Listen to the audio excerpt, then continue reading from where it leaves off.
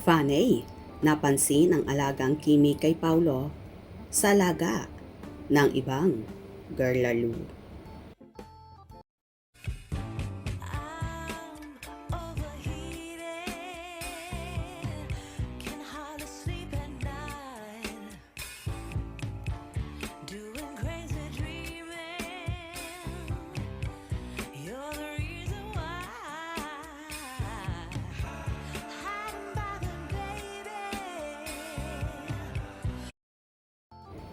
Usap-usapan sa online world ang kumakalat na mga larawan ng kapamilya aktor na si Paolo Avellino, kung saan kitang-kitang pagkakaiba ng aura ng aktor noon sa aura ngayon.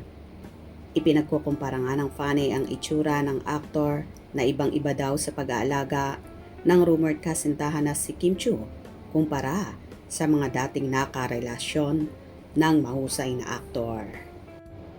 Gwapo noon, mas gwapo ngayon. Kim Pao is the best. Mas bata at maaliwalas ang mukha ni Pao ngayon. Ang laki ng ipinagbago niya. I love Kim Pao for life. We can see that there is really cared and so much concern to each other. The loving couple, Paolo and Kim Chiu Avellino. Wherever they are always together and holding hands. Alagang Chinita Princess. Ngayon, lalo siyang handsome ngayon and beautiful both of you, your best, Kim Pao Avellino. Still not cute for Kim. Lol. Di yan AI. Yang sila ni Kim at Pao. Ang pogi dahil alagang-alaga. Pareho silang alaga ang bawat isa. Matinong babae si Kimi. Laki ng inggit mo kay Kim. Huyo ka ba? Anong say mo, Mr. Overwork? Mr. Nonchalant? Mr. Babaero? May plano ka bang gumawa ng bagong aki? Marami ka ng pera. Maski ilang dosenang kids kaya mong bubuhayin. Tama na yang. Pakipagplastikan mo kay Kim. So yung feeling maawa ka naman sa kanya.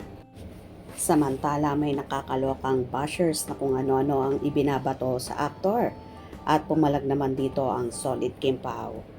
Malapit na Lupon girl, mag-aalaga sa kanya. Ang Kimi away, Lupon girl in. Ha ha ha ha, kaloka. Kawawa si Kimi, malapit ng lokohin ni Boy.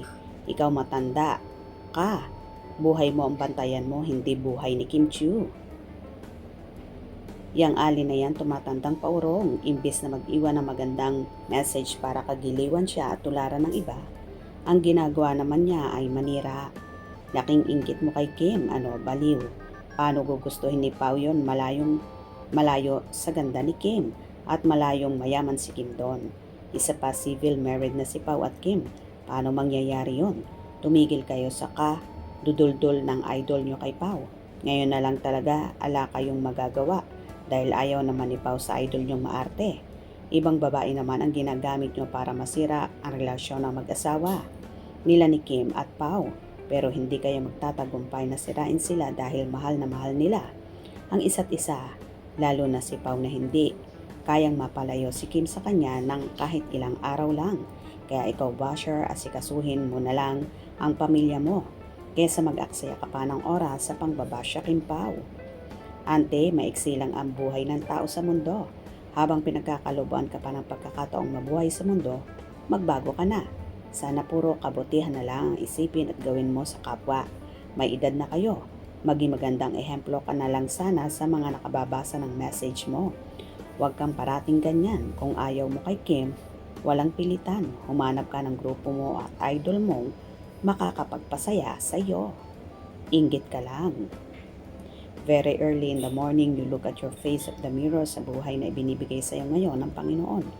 Kung may nagawa ka na, magpasalamat ka sa Kanya. Ang aga-aga, basher ka agad sa mundong mga taong naghahanap buhay. Sana kabutihan na tulad ng mga taong naghahanap buhay ang ginagawa mo. Anong ebidensya mo? Kalokohan yan sa mga balita mong fake. Ang maniwala sa iyo, mismong sarili mo lang masaya at sabi-sabi mo. Nonsense, sinasabi ng bashers. Huwag nang patulan. O diba kalokat, ini-issue na naman si Paolo sa ibang girl lalo. Pero hindi pa rin matitinag ang Kim Pao supporters dahil mas lamang pa rin na nagmamahalan sina Kim at Paolo at alagang-alaga ni Chinita Princess ang kanyang Mr. Right. Hope you enjoyed. Please subscribe for more info.